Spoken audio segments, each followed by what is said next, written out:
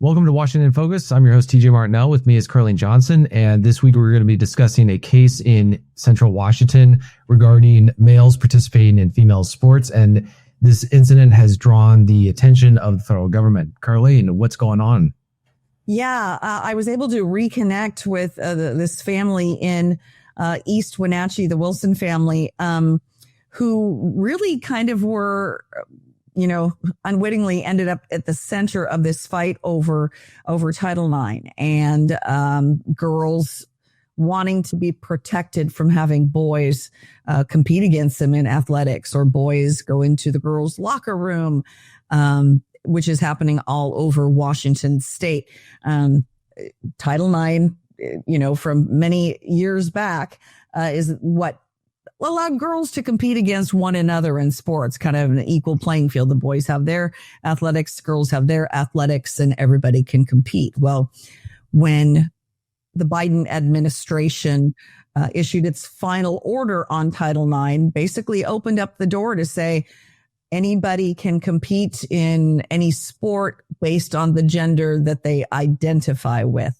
So conservative states, not Washington, but conservative red states, if you will, made very clear, we're not going along with that. It's going to be girls in girls sports, girls in girls bathrooms. States like Washington, under the direction of the Office of Superintendent of Public Instruction and our state superintendent, Chris Rakedahl, told the state's 295 school districts, no, you have to allow boys to compete in girls sports if they want to. You have to allow a boy to use a girl's restroom if he identifies as a girl. And it's been happening all over the state. And as you might imagine, there are districts in central and eastern Washington that have been none too happy about this. Well, and I did get a response back from the office of Chris Rakedahl, OSPI, when I was covering this story after I'd spoken to the family, because like I said, the family is very encouraged that finally a year later, the feds are getting involved here and will, you are right, though. It's likely to go to the U.S. Supreme Court because the state of Maine is probably going to be the first test case for this, the federal courts, and then that will be appealed to the U.S. Supreme Court. And I expect them to take it on direct review. So it could be expedited because this is such a critical issue. But I do want to read you this thing from OSPI that I got back. When I questioned him, I said, feds are coming now. Are you going to give new direction to the school district and say, okay, back off, let girls just be in the bathroom by themselves? He said, my job as a leader of this constitutional office is to communicate, uphold, and enforce the law. My office will enforce our current laws as we are required to do until Congress changes the law and or federal courts invalidate Washington state's laws. Unless and until that happens, we will be following Washington state's laws, not a president's political leanings expressed through unlawful orders. So OSPI's contention is that Trump is out of line. They don't have to comply with any federal change in directive, and they're going to continue to tell schools they can't. This has been an observation I've made.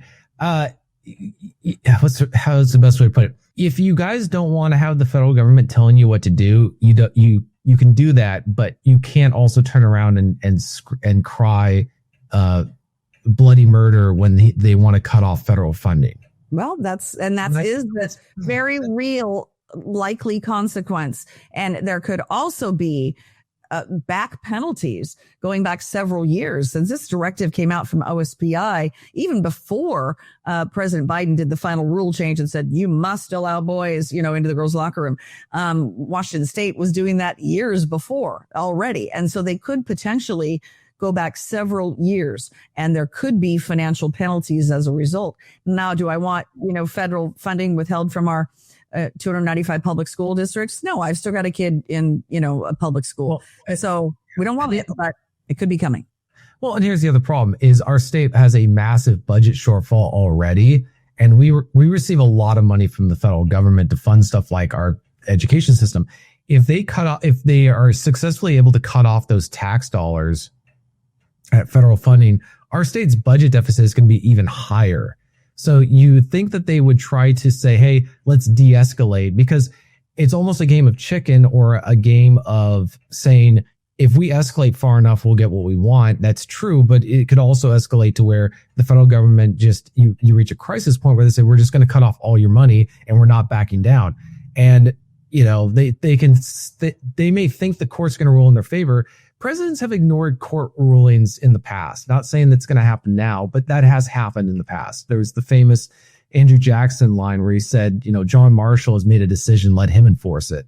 So we could potentially see that happen, but we'll have to keep an eye on it. So thanks, Carlene. Listeners can keep up with this and other stories at thecentersquare.com. I'm your host, TJ Martinell, and thank you for listening to this episode of Washington in Focus.